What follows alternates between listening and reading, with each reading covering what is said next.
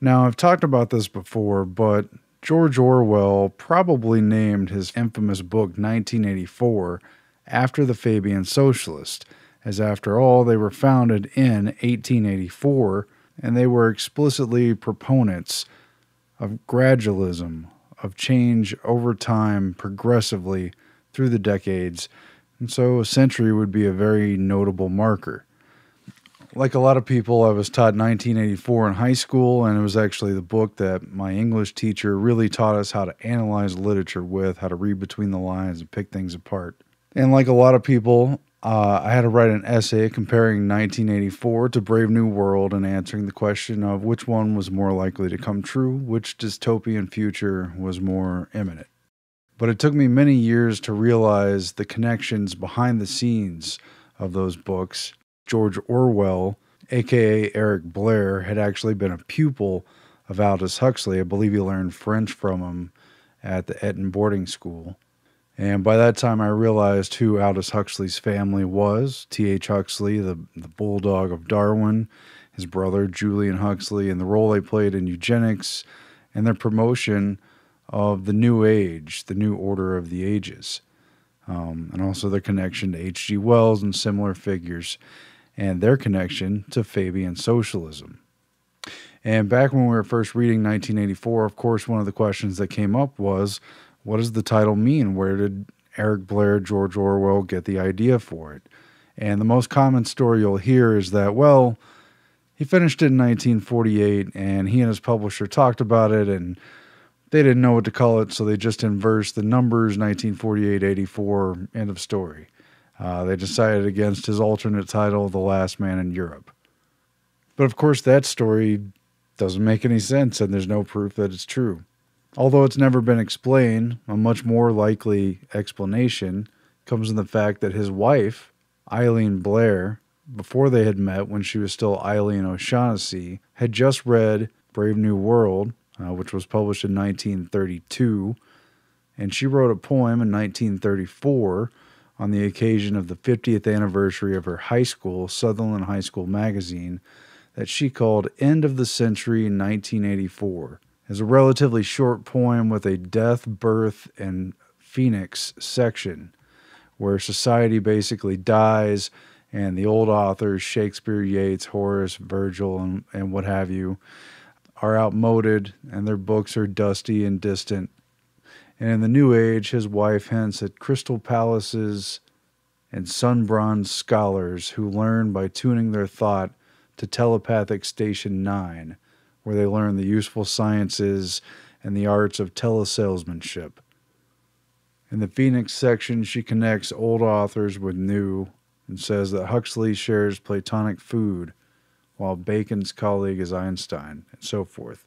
At any rate, Orwell's wife was only 39 years old when she died, which happened to be in the final year of World War II. And pretty much the only major thing Orwell did with the rest of his life was write 1984, and it makes sense that his title was in many ways a tribute to the poem she wrote, End of the Century 1984. And again, Orwell came to know Aldous Huxley personally and studied under him, and later Huxley issued basically a rebuttal to 1984, and Huxley, who moved in very high circles, introduced George Orwell to a lot of very influential people, many of them part of the Fabian Socialist. And the Huxleys themselves were involved, but maybe not official members. Bertrand Russell was involved, and they were very close with the founders, including H.G. Wells, who was very much a Huxley acolyte himself, having basically risen to prominence under T.H. Huxley's tutelage. So through that connection, George Orwell came to know a lot of these people and came to despise a lot of them and talk bad about them. Well, the first publication by the Fabians in 1884 was Why Are the Many Poor? And it talked about how to remedy by reallocating wealth of the rich and powerful, dismantling structures, and building social institutions that were supposedly more equitable. And it contains the famous quote that is attributed to the Roman general Fabius Maximus, from where the Fabians get their name, as well as their emblematic gradualism, Why are the many poor proclaimed, quote, for the right moment you must wait, as Fabius did most patiently when warring against Hannibal, though many censured his delays. But when the time comes you must strike hard, as Fabius did, or you will be waiting in vain and fruitless. And so that relates directly to one of the Fabian's several logos, which is that of a turtle, an angry tortoise, slowly moving along. How does he beat the rabbit in the race to the finish line? Well, he moves steadily, progressively, gradually. But when I strike hard. And so the Fabians were in favor of a full move into socialism and a takeover of the state and society, but from a practical standpoint, they thought it should be implemented gradually. But there's also their coat of arms, which is quite telling, and that is a depiction of a wolf in sheep's clothing, a deception. And reading from the website ForbiddenSymbols.com on the Fabian Society reads, according to author John Perdue, the logo of the Fabian Society, a tortoise, represents the group's predilection for a slow, imperceptible transition to socialism, while its coat of arms, a wolf in sheep's clothing, represented its preferred methodology for achieving its goal. But the wolf in sheep's clothing symbolism was later abandoned due to its obvious negative connotations. And even though Orwell, aka Eric Blair, was very much a socialist and a proud socialist, he took very serious issue with a lot of the leading socialists, especially from the Fabian corner. And he saw them as basically middle class and upper class and snobbish and hateful of the poor and very, very cold. There was actually an essay written by Arnold Toynbee, the longtime president of the Chatham House, the Royal Institute for International Affairs, and he wrote an essay in his book Acquaintances about the Webs titled Are They Human?, where he lays out all these examples of how they're very cold human beings, and everybody knows that, and they've called them out, and they're very calculating. But a couple times he saw them be nice to people when they didn't really have to be, and that was when he knew, yeah, they're human. And Orwell saw a lot of the same behavior, and he wrote a great deal about this in his book The Road to Wigan Pier, which was published in 1937, about a year, I think, before he published his other essay on Wells, Hitler, and the World State, where he just laid out all the things wrong with H.G. Wells' thinking and undermining Hitler. In the same sort of time period in The Road to Wigan Pier, Orwell takes to task George Bernard Shaw and the Webbs, all of whom were founders of the Fabian Socialists, who founded it, by the way, along with Edward R. Peace, who was very wealthy and actually worked on the London Stock Exchange before he received a huge inheritance that allowed him to basically retire and start funding all these labor and socialism causes. Very rich irony. Anyway, Orwell writes in chapter 11, meanwhile, what about socialism? And he writes a lot about socialism. He's in favor of socialism, but he's extremely critical of their complete detachment in the literary circles and the academia circles and the literary circles from the working people, the honest and hardworking people who they see as dirty and unclean and unlearned and just have this whole attitude. And after he takes George Bernard Shaw to task for not only being snobbish and demeaning towards working class people, but for supporting dictators and even suggesting that poverty and the habits of mind created by poverty are something to be abolished from above by violence if necessary, as well as his support for both Stalin and Mussolini, he gets into Miss Sidney Webb's autobiography, which would be Beatrice Webb, where Orwell says, quote, you get the same thing in a more mealy-mouthed form in Miss Sidney Webb's autobiography, which gives unconsciously a most revealing picture of the high-minded socialist slum visitor.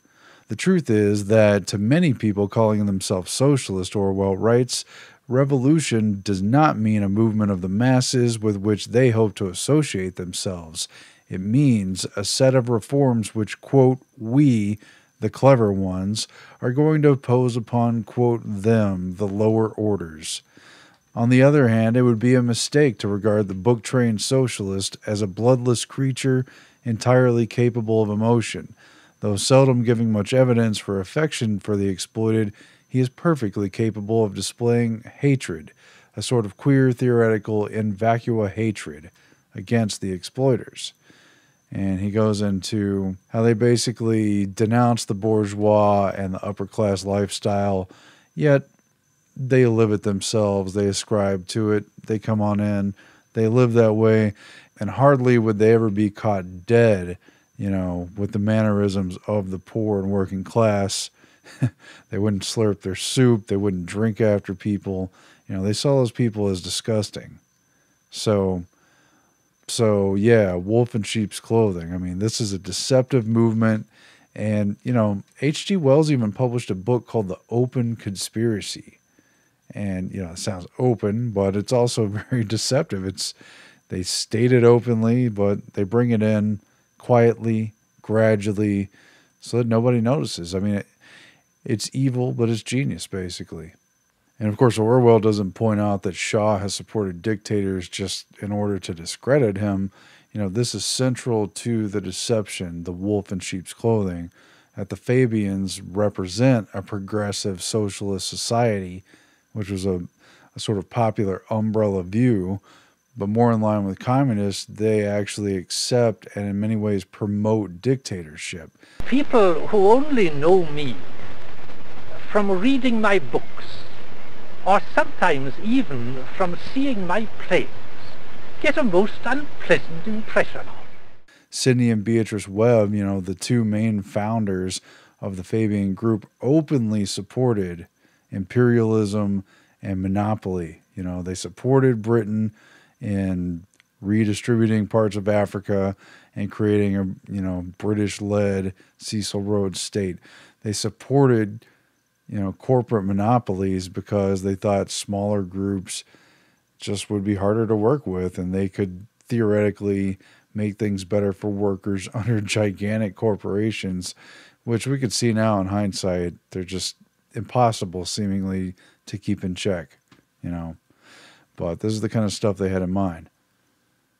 And so, as H.G. Wells, among others, makes clear, really the Fabian socialists aren't so much about empowering the poor people and bringing them up to par with everyone else. It's really about putting the state in charge. The real goal here is organization by collectivism, And this, I think, is at the heart of Orwell's critique of the Fabians and of their type of socialism, and why I believe he probably did name 1984 ultimately after the Fabian Socialist, and not just after his wife's poem about the end of the century, 1984, although it does give us a sort of connecting hint that it has to do with the century. And this shows in the book within a book within 1984, the outlawed Emmanuel Goldstein book titled The Theory and Practice of Oligarchical Collectivism. Oligarchical collectivism, a form of collectivism that ultimately benefits the oligarchy. Sold to people on Marxist ideas of communism, sold to people as a friendly socialism that would level things for the poor and make things nicer, but ultimately working to the benefit and the concentration of power of the ruling oligarchy. Orwell was very critical of the elitist ties of the Fabians, and again, I think it shows in the banned book within a book in 1984, The Theory and Practice of Oligarchical Collectivism. That's the wolf in sheep's clothing. They sell themselves on socialism, but they're really oligarchical collectivists. Collectivists not for the benefit of the people, not even for the benefit of a single dictator, but for the oligarchy, the ruling class, the very tiny concentrated power, the 150 people or whatever number you want to ascribe to it, who rule the world. The party seeks power not for the people, but entirely for its own sake. They're not interested in the good of others. They're interested solely in power.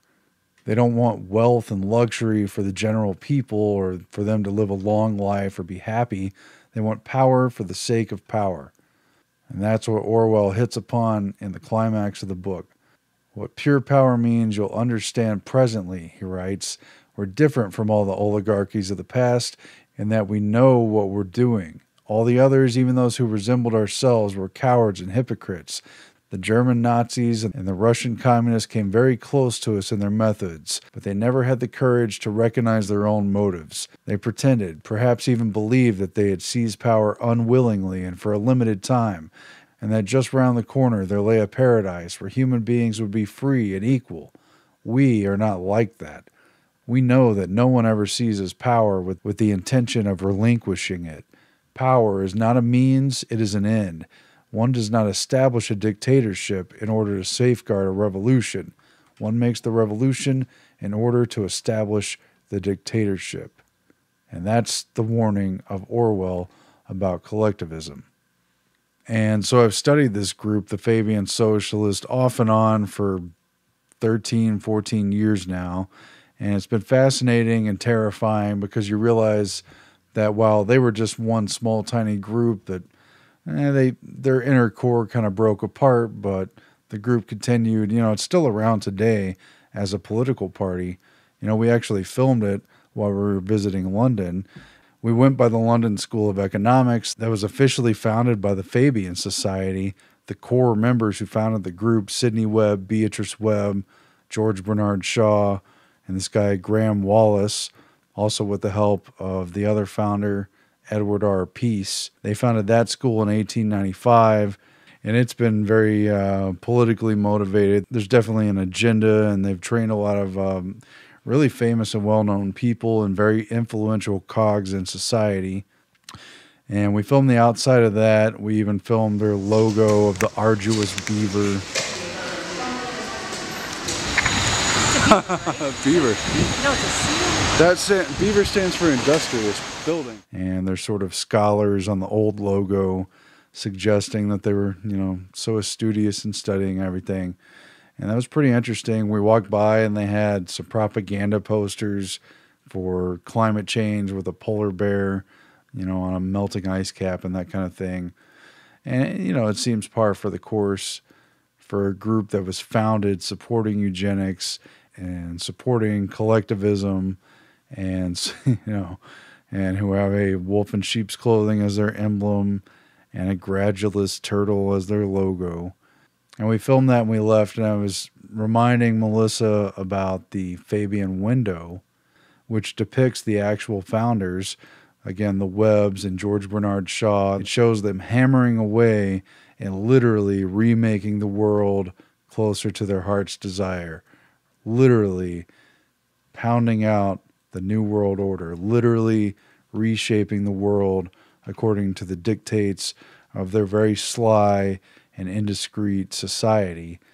And that really kind of underscores what this group is all about, based on my research anyway. H.G. Wells actually said that for him, collectivism was a religion. It was the open aim of his open conspiracy. He wanted collectivism to be the opiate of the masses because it was a system that just like George Bernard Shaw said, could feed them, could clothe them, could make sure they had plenty and that they lived well. It was a system that would provide for them, but it could also destroy them. You must all know half a dozen people at least who are no use in this world, who are more trouble than they are worth. Just put him there and say, sir or madam, now will you be kind enough to justify your existence?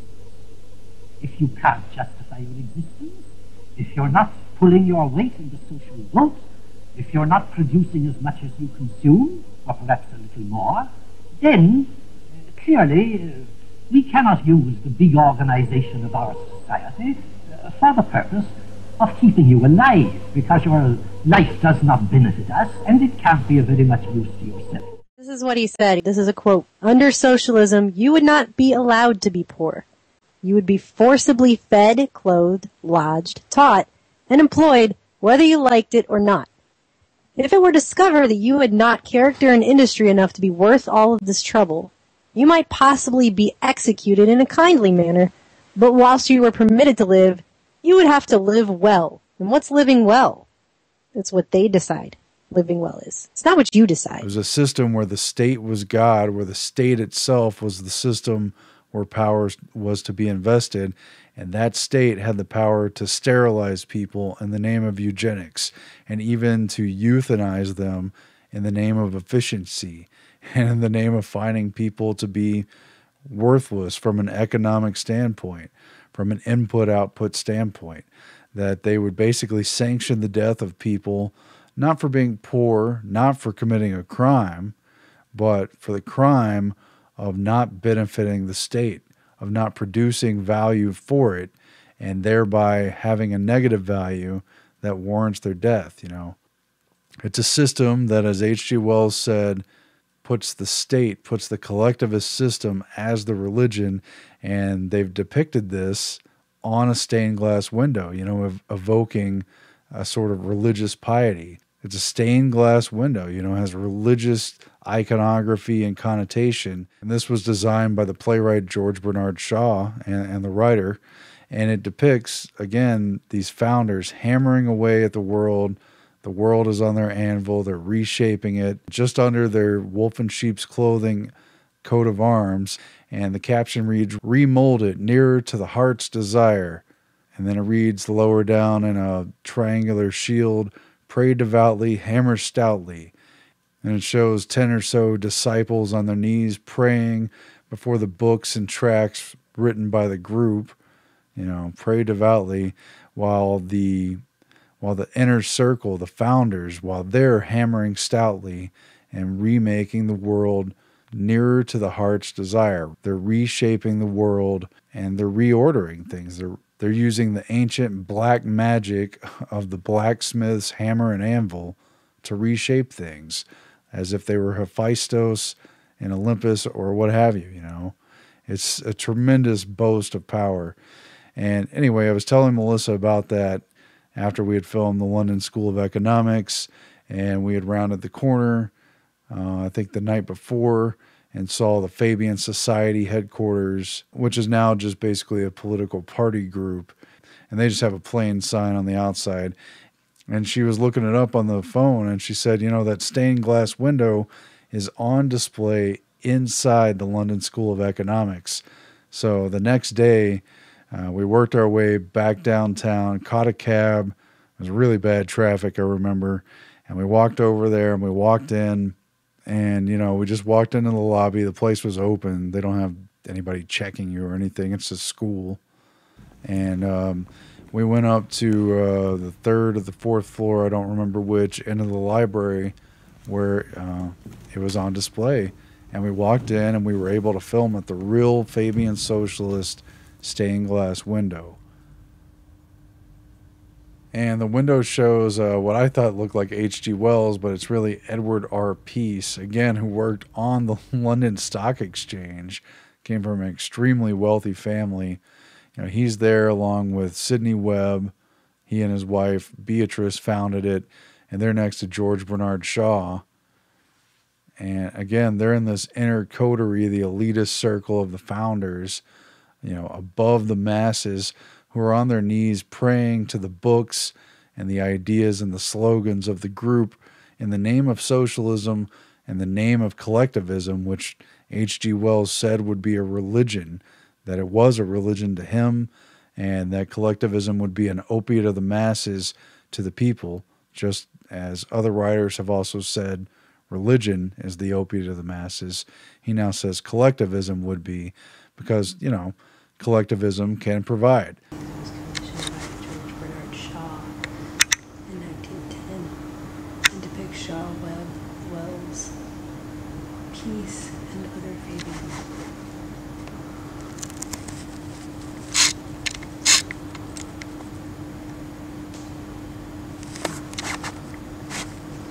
That's pretty cool. And to these masses, these devotees to this new world they're building, to the ideals of socialism and collectivism, they're on their knees praying to the various books that have been written under a slogan that says, "Pray devoutly, hammer stoutly," while the founders, Edward R. Peace, the banker, Sidney Webb, you know, symbolically there as if he's Hephaestus, as if he's a magical blacksmith with the hammer, striking down on the world that's sitting on the anvil alongside George Bernard Shaw, who's also striking with the hammer. While others believe they're working towards a more equitable, fair for the poor kind of socialism, a friendly collectivism that provides, well, these people in the inner circle, they know that the real coat of arms is the wolf in sheep's clothing. It's a deceptive thing. They're talking about fairness for everyone, but here they're actually shaping it in the inner circle and literally remolding it nearer to the heart's desire. They're shaping the system of state around what they think people want, but ultimately, just as Orwell criticized, it's for the oligarchy. It's the oligarchical collectivism. So we got to see that thanks to Mel looking it up. And it's pretty interesting because it was designed in 1910 to commemorate the Fabian Society, and they made it into a stained glass. And for a long time, it was in the Webb's household, Beatrice and Sidney Webb, but it was stolen in 1978 from the Beatrice Webb house, which was in Dorking, UK, and it disappeared for 25 years until it showed up at a Sotheby's at an auction, and that's where they reclaimed it, and they brought it to the London School of Economics and put it on display where we got to see it. But when it was reintroduced, Prime Minister Tony Blair gave a speech and was part of a ceremony praising the history of the Fabians and where the Labour Party was going moving forward, because Tony Blair himself is a Fabian socialist. He's an official member of the Fabian Society, the organization we also saw in the city, which takes its roots from this wolf in sheep's clothing, opiate of the masses, collectivism, New World Order society. Moving slowly forward, so slow no one notices it, and seemingly no one's able to stop it, at the pace of a turtle winning a race against a hare. Interesting stuff, and something that Orwell was very perceptive about, along with other writers, very critical of, and something you should know about as well.